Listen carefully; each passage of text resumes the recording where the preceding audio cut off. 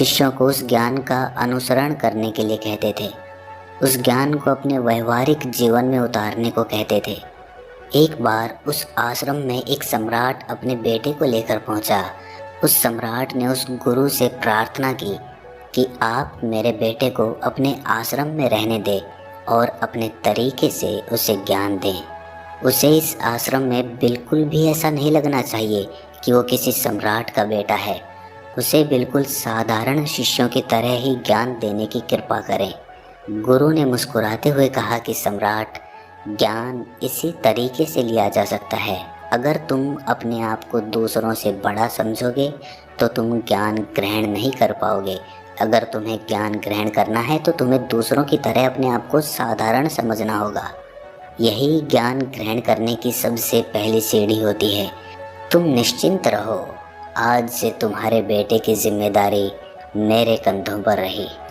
ये कहकर गुरु सम्राट के बेटे को अपने साथ लेकर समुद्र के किनारे टहलने के लिए निकल गए। आश्रम के बाकी सभी बच्चे उस सम्राट को देख रहे थे।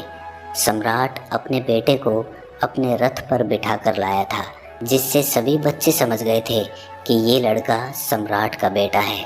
इसी वजह से आश्रम के सभी बच्चे सम्राट के बेटे की तरफ आकर्षित हो गए थे। जब गुरु सम्राट के बेटे को लेकर समुद्र पर टहल रहे थे तो सम्राट का बेटा अचानक फूट फूट कर रोने लगा, क्योंकि अभी वो सिर्फ 12 वर्ष का था और 12 वर्ष की आयु में उसके पिता उसे अपने से दूर छोड़कर चले गए े। ये सदमा वो बच्चा सहन नहीं कर पा रहा था। वो नहीं समझ पा रहा था कि उसके पिता उसकी भलाई के लिए उसे उस गुरु के पास छोड़कर गए हैं। उसे रोते हुए देखकर गुरु ने कहा कि बेटा, मैं तुम्हें चुप नहीं करूँगा। हो सकता है कि आज मैं तुम्हारे आंसू पोंछ दूँ, लेकिन कल तुम फिर अपने आप को अकेला पाओगे। याद रखना, जीवन में इंसान अकेला आता है और अकेला ही जाता है।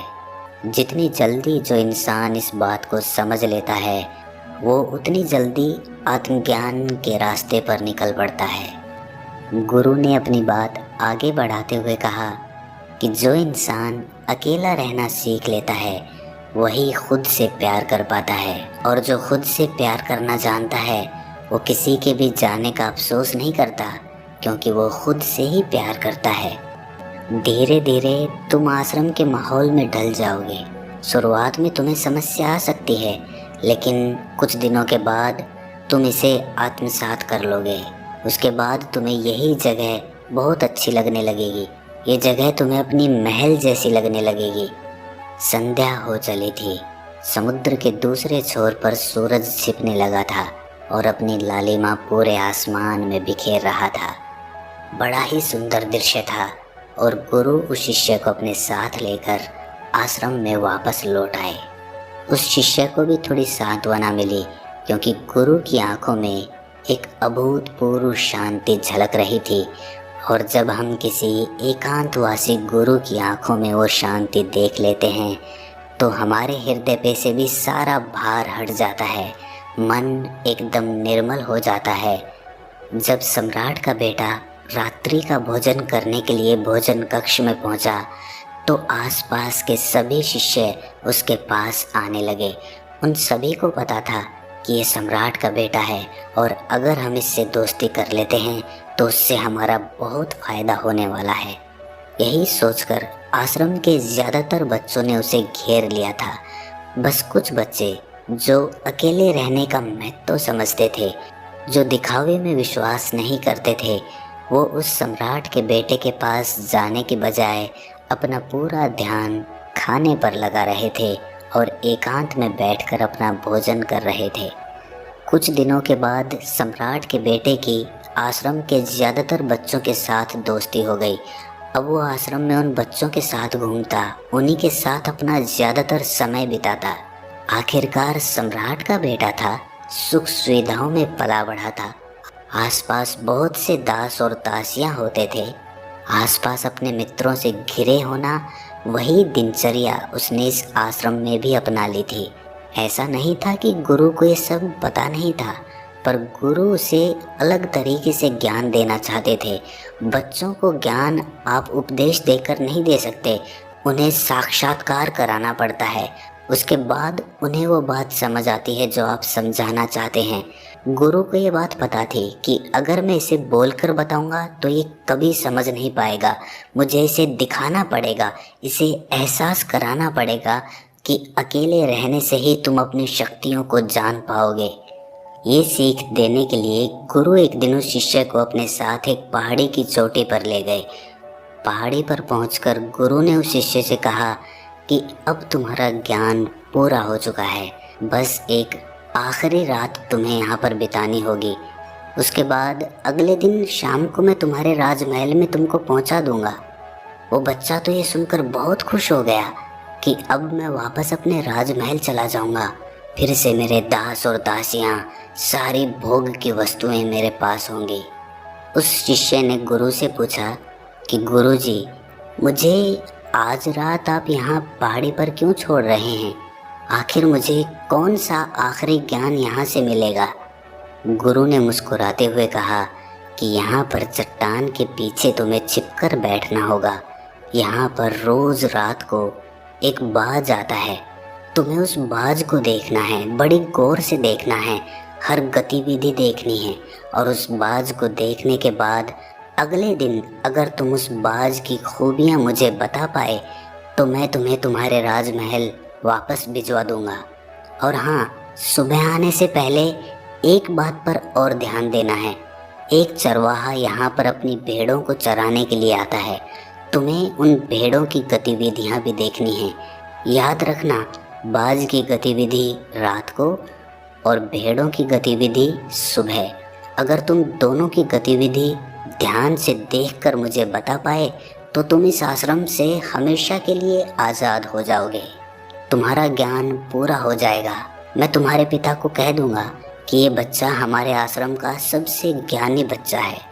ये कहकर गुरु अपने आश्रम में वापस लौट आए और वो बच्चा वहीं पर उस चट्टान के पीछे खड़ा हुआ उस बाज का इंतज़ार करने लगा। काफ़ी वक्त बीत जाने के बाद वहाँ पर एक बाज अपने बच्चों के साथ पहुँचा। सम्राट के बेटे ने पूरी रात उस बाज की गतिविधि बड़े ही ध्यानपूर्वक देखी और सुबह होने के बाद जब चरवाहा वहाँ पर अपनी भेड़ों को लेकर पहुँचा तो उसने एक अभूतपूर्व दृश्य देखा। उसने देखा कि वो बाज भेड़ के एक मेमने को अपने पंजों में दबाकर आसमान में उड़ गया। उसने उस भेड़ के बच्चे का शिकार कर लिया था। ये सारा दृश्य देखकर वो बच्चा आश्रम में वापस अपने गुरु के पास पहुंचा। इससे पहले कि गुरु उससे कुछ पूछते, उसने गुरु को प्रणाम करते हुए कहा कि गुरुदेव, आप आश्रम के सभी बच्चों को यहाँ पर बुला लीजिए। मैं सब लोगों को बताना चाहता हूँ कि मैंने क्या देखा। जब आश्रम के सभी बच्चे वहाँ पर पहुँच गए तो उस सम्राट के बेटे ने कहना शुरू किया कि मैंने अपने जीवन में बहुत से पक्षियों को देखा है, लेकिन बाज उन सभी पक्षियों में से सबसे अद्भुत और सबसे अलग होता है। उदाहरण के लिए एक तोता हम सभी ने देखा है। तोता बोलता तो बहुत है लेकिन कभी ऊंचा नहीं उड़ पाता, लेकिन एक बाज जो कि हर समय शांत रहता है वो आकाश को भी छू सकता है। उसमें आकाश को भी छू लेने का सामर्थ्य होता है। जब भी एक बाज अपने शिकार को निश्चित कर लेता है तो वो उसी शिकार पर अपनी नज़रें गड़ाए रहता है, चाहे वो कितनी भी ऊंचाई पर क्यों ना हो, चाहे कितना भी बड़ा तूफान क्यों ना आ जाए, लेकिन उसकी नज़र हमेशा अपने लक्ष्य पर स्थिर रहती है। आज सुबह जिस बाज को मैंने देखा उसने हर भेड़ को अपना शिकार नहीं बनाया, बल्कि उस भेड़ों के झुंड में से उसने उस भेड़ के मेमने को अपना शिकार बनाया। उस बाज की तरह हमें भी अपना ध्यान अपने एक ही लक्ष्य पर स्थिर रखना चाहिए। चाहे कितनी भी अड़चनें क्यों ना आए, हमें अपना लक्ष्य स्पष्ट दिखाई देना चाहिए। 10-20 अलग अलग लक्ष्यों में अपनी ऊर्जा बर्बाद करने के बजाय हमें किसी एक लक्ष्य पर पूरी एकाग्रता के साथ ध्यान देना चाहिए।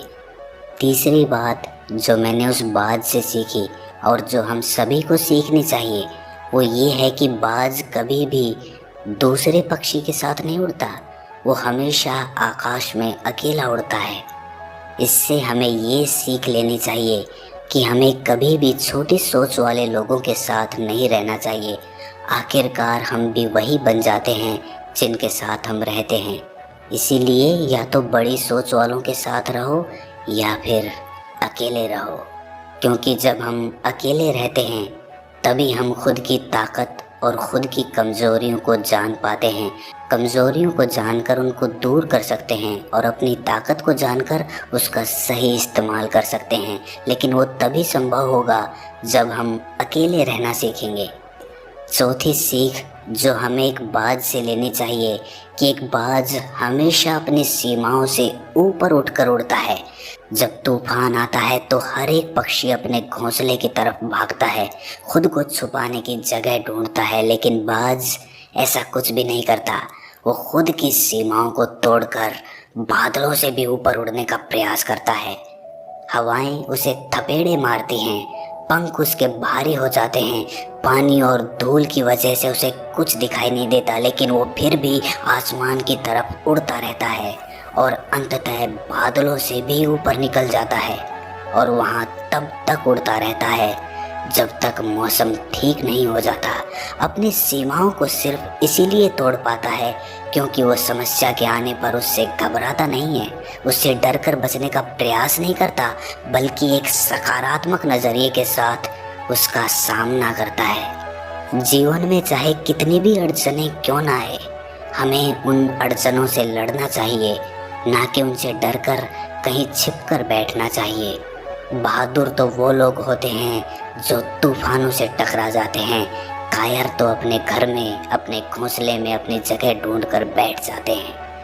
पांचवी बात जो हमें एक बाज से सीखनी चाहिए कि बाज कभी भी अपने घोंसले में घास के कोमल तिनके नहीं रखता। जो तिनके कोमल होते जाते हैं वो उन्हें निकाल कर फेंकता रहता है।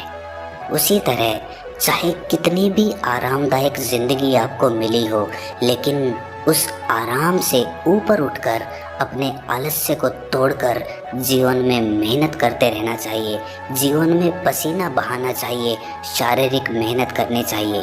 अपने घोंसले से कोमल तिनके उठाकर फेंक दो और आज ही अपने आलस्य को तोड़कर निकल पड़ो। हर दिन अपने आप को चुनौतियाँ दो, हर दिन मुश्किलों से लड़ो, क्योंकि वही मुश्किलें तुम्हें मजबूत बनाएंगी। जंगल के राजा शेर को भी झुंड बनाकर शिकार करते हुए देखा जा सकता है, लेकिन बाज हमेशा अकेला शिकार करता है, क्योंकि वो जानता है कि भीड़ हौसला तो देती है मगर साहस छीन लेती है। आदमी को हमेशा अकेले ही आगे बढ़ना होता है। यही कारण होता है कि वो जल, थल और नभ सभी जगहों पर अपने शिकार का परचम लहरा सकता है। बाज की उम्र लगभग 70 साल की होती है, लेकिन 40 साल में ही उसका शरीर बूढ़ा हो जाता है। नाखून उसके पैरों में धंसने लगते हैं, पंख उसके शरीर में चिपक जाते हैं, उसकी चोंच मुड़ जाती है, उसका शरीर भारी हो जाता है। ऐसी स्थिति में शिकार करना तो क्या, उड़ने की भी हालत नहीं रहती उसकी। ऐसे में उसके पास सिर्फ 2 विकल्प होते हैं। पहला, या तो वो खुद की इस अवस्था को स्वीकार कर ले और भूखा प्यासा मर जाए, या किसी दूसरे जानवर का शिकार बन जाए। और दूसरा विकल्प ये होता है कि वो 6 महीने एक बहुत ही दर्दनाक प्रक्रिया से गुजरे और खुद को फिर से पहले जैसा मजबूत बना ले। लेकिन बाज तो बाज है, वो दूसरा विकल्प चुनता है। इसके लिए वो खुद को एक बहुत ही ऊंचे पहाड़ पर ले जाता है, जहां वो पहले अपनी चोंच से अपने सारे पंख खींच खींच कर उखाड़ देता है और फिर चट्टान पर पैर मार मार कर अपने पंजे तोड़ देता है। उसके बाद उसी चट्टान पर अपनी चोंच को पटक पटक कर तोड़ देता है और इस लहूलुहान अवस्था में खुद को दूसरे जानवरों से छुपाता फिरता है। अगले 6 महीने तक वो इसी दर्दनाक प्रक्रिया से गुजरता है और इंतज़ार करता है नई चोंच, नए पंख और नए पंजों का। तब फिर वो अपनी नई ज़िंदगी शुरू करता है और निकल पड़ता है अपने शिकार पर और अगले 30 सालों तक फिर से राज करता है। इसीलिए समय आने पर हमें भी अपनी पुरानी आदतों को छोड़ना पड़ता है और कुछ नया सीखना पड़ता है। समय के साथ बदलना पड़ता है, अपने आप को तैयार करना पड़ता है, वरना हमारा भी शिकार हो सकता है, हम भी पीछे रह सकते हैं। इसके बाद सम्राट के बेटे ने भेड़ों की विशेषता बताते हुए कहा कि भेड़ हमेशा झुंड में चलती है। उन्हें झुंड में एक साथ चलने से हिम्मत मिलती है, लेकिन जैसे ही उन पर शिकार होता है वैसे ही वो भीड़ तितर बितर हो जाती है और उस पूरी भीड़ में से एक भी भेड़ अपने साथी की मदद करने के लिए वापस नहीं लौटती। इससे हमें ये सीख मिलती है कि हमारे साथ कितने भी लोग खड़े हों, किसी पर भी यकीन नहीं करना, यकीन करना तो खुद पर करना, क्योंकि बुरा समय आने पर वो भीड़ कब तितर बितर हो जाएगी आपको पता ही नहीं चलेगा। गुरु को प्रणाम करते हुए सम्राट के बेटे ने अपने गुरु से कहा कि गुरुदेव, अगर मुझसे कोई सीख रह गई हो तो कृपा करके आप बताने की कृपा करें। गुरु ने सभी बच्चों को संबोधित करते हुए कहा कि ये सभी बातें जो अभी इस बच्चे ने बताई है सब सही है, लेकिन ये सारी खूबियाँ आप लोगों में तभी पैदा हो पाएगी जब आप अकेले रहने का अभ्यास करेंगे। आपने देखा होगा कि बाज कभी भी किसी दूसरे पक्षी के साथ नहीं रहता, ना ही किसी के साथ अपनी जोड़ी बनाता। वो आसमान में अकेला उड़ता है और अकेला उड़ने की वजह से वो अपनी ताकत और अपनी कमज़ोरियों को जान पाता है। इसके बाद गुरु ने अपनी बात ख़त्म करते हुए कहा कि मैं आज रात इस सम्राट के बेटे को इसके राजमहल में छोड़ने के लिए जा रहा हूँ, क्योंकि इसकी सीख यहाँ पर पूरी हो गई है। और ये कहकर गुरु उस सम्राट के बेटे का हाथ पकड़कर राजमहल की तरफ रवाना हो गए और बाकी के सभी बच्चे उन्हें पीछे से जाते हुए देखते रहे। तो दोस्तों, कैसी लगी ये कहानी आपको? कमेंट सेक्शन में ज़रूर बताना, और अच्छी लगी हो तो इस चैनल को सब्सक्राइब करके नोटिफिकेशन बेल को ज़रूर प्रेस कर देना। तो मिलते हैं अगली कहानी में, तब तक के लिए अपना ख्याल रखें।